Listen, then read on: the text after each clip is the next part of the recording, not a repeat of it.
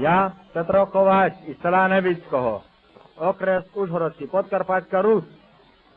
Я тепер буду пісню співати, то ту, котрі давніше у нас коло помершого хлопці і дівки співали, то се звало на лопатки. Ой, ходила біла дівка у лісну калину, я ходила так блудила, 7 літ як годину.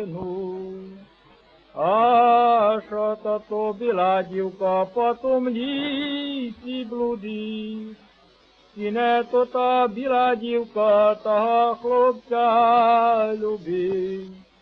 Як бо я не любила, та бо мне ходила, горітома долинами в чужий край не плула.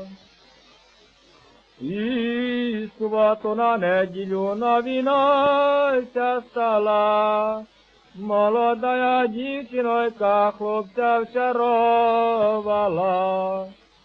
Як го мала вчаровати, кликала до хату, ходи сюди, білий хлопче, щось ті маю дати.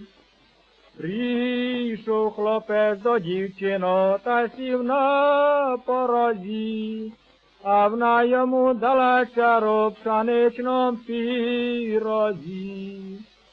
В першому разі у пірозі сухою калину, в другому разі у пірозі сліпою гадину.